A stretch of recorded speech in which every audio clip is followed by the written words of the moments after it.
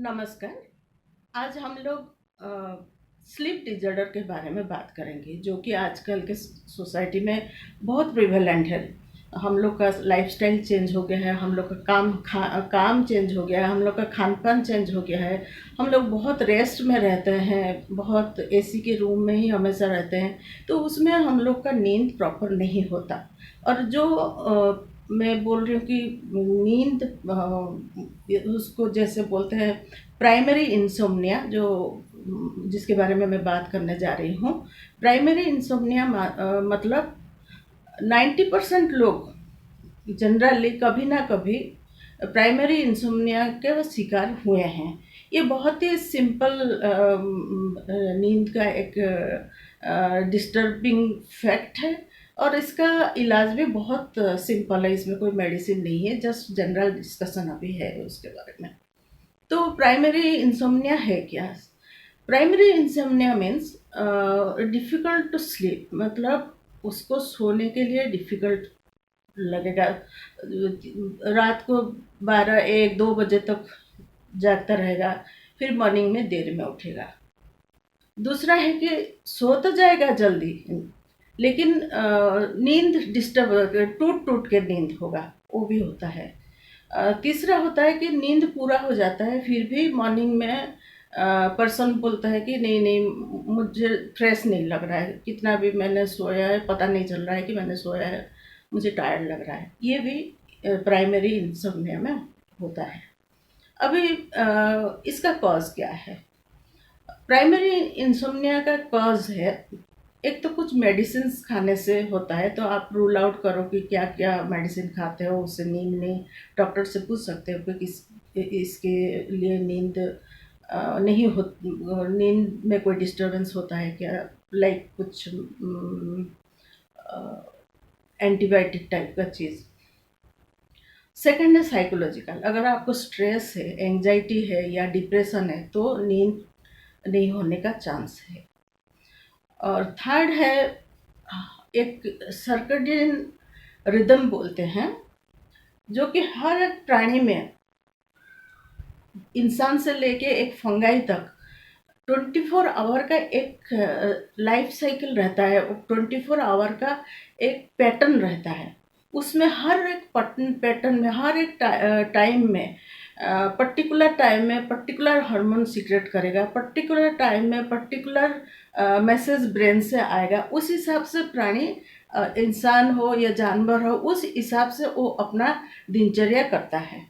तो जब ये सर्कैडियन रिदम टूट जाता है, उससे भी नींद टूटता है। तो इसके बारे में मैं डिटेल नेक्स्ट वीडियो में बताऊंगी, सर्कैडियन रिदम कैसे टूटता है, कैसे काम करता है। बस अभी ये है कि वो अगर टूटता है, वो अगर डिस्टर्ब होता है, तो नींद का प्रॉब्लम होता है।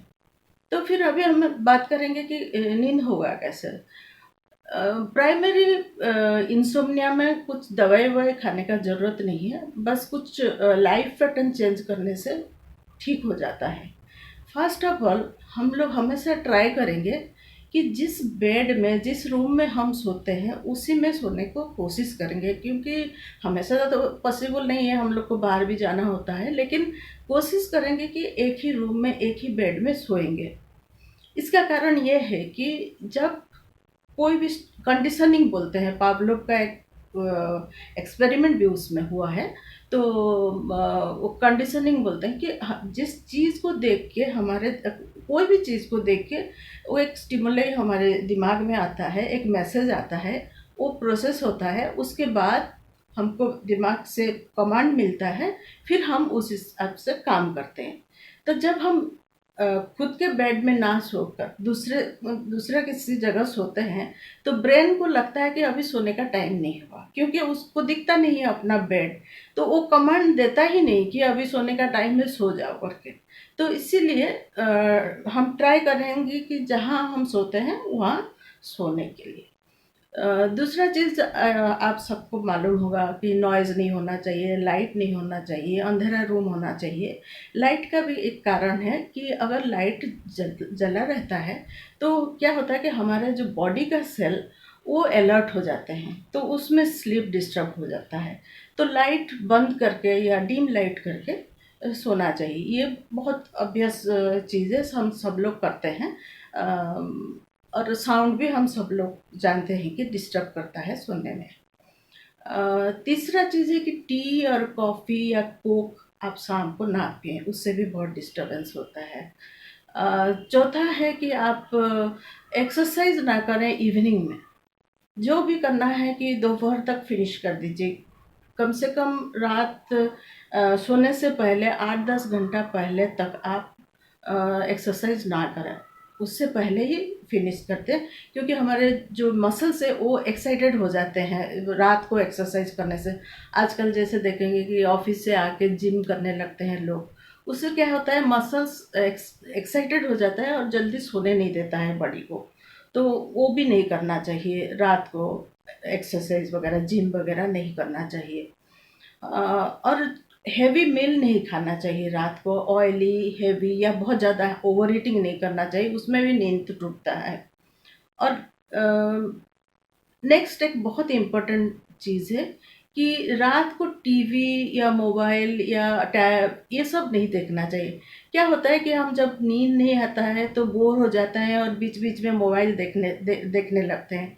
उससे क्या होता है नींद टूटता है, क्योंकि जो ब्लू लाइट एमिट होता है टीवी से या मोबाइल से, वो हम लोग का जो ब्रेन में मेलाटोनिन हार्मोन है, हाइपोथैलेमस से निकलता है उस हार्मोन, वो उसको स्लीप हार्मोन बोलते हैं मेलाटोनिन।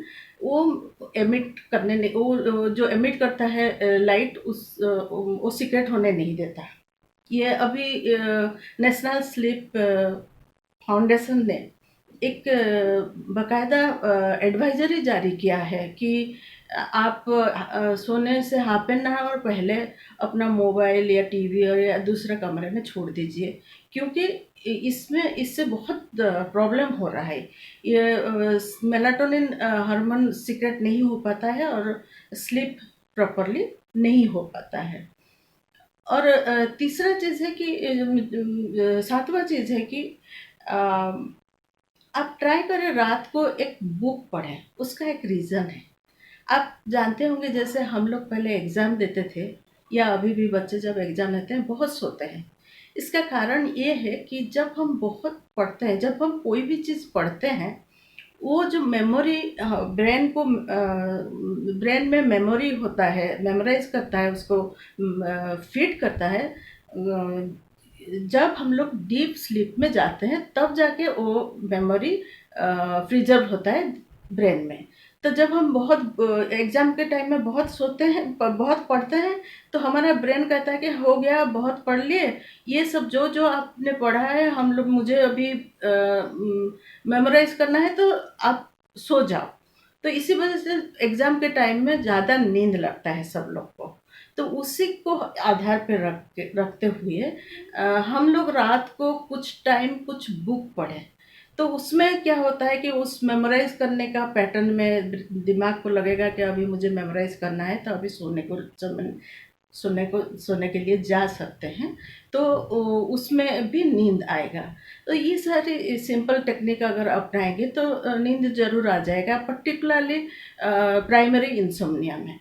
फिर उसके बाद मैं दूसरे एपिसोड में मैं दूसरा इंसोम्निया के बारे में बात करूंगी और सर्कडियन रिदम के बारे में मैं बात करूंगी।